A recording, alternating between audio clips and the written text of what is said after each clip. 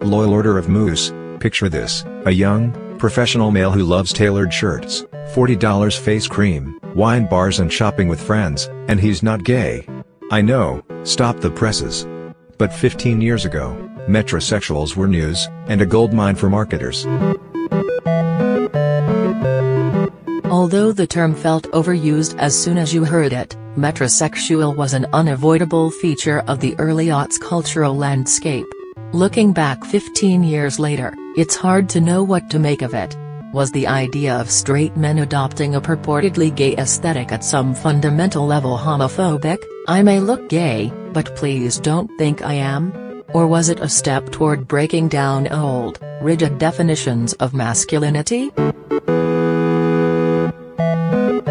Eke Pomo, so what were metrosexuals anyway?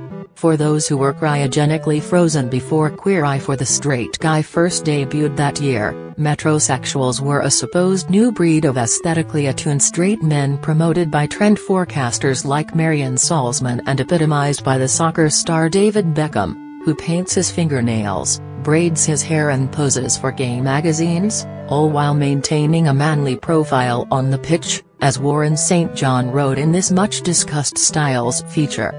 Along with terms like pomosexual, just gay enough and flaming heterosexuals, he added, the word metrosexual is now gaining currency among American marketers who are fumbling for a term to describe this new type of feminized man. The bisexuals, among those quoted was Mark Davigno, a 28-year-old East Village graduate student with an impressive collection of Diesel jeans and Kiehl's lotions. If someone's going to judge me on what kind of moisturizer I have on my shelf, whatever, he said. It doesn't bother me at all. Call it homosexual, feminine, hip, not hip, I don't care. I like drawing from all sorts of sources to create my own persona. We've heard this before, the term was hardly new. As Mr. St. John noted, it was coined in the mid-90s by the British journalist Mark Simpson, who writes about gay issues, to satirize what he saw as consumerism's toll on traditional masculinity. Britain's Channel 4 had a show called Metrosexuality in 2001. That same year, I also wrote an article for New York Magazine on the new male vanity, but, whoops, failed to import that handy British term. By 2004, however, metrosexuals were big business. In addition to Queer Eye, Condé Nast started a short-lived shopping magazine for men called Cargo, and there was a growing shelf of consumer products aimed at these new dandies, like Axe body spray and Maxim branded hair color. The price of vanity. By the end of the '00s, the pendulum had swung.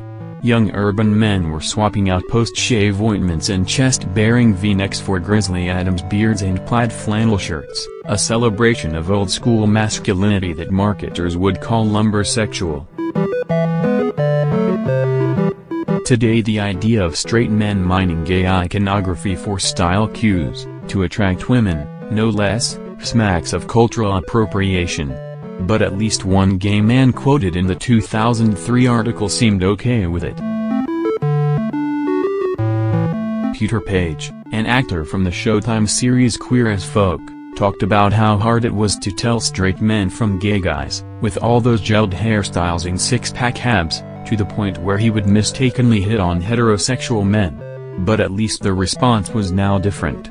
Before you used to get punched, he said. Now it's all, gee thanks, I'm straight but I'm really flattered.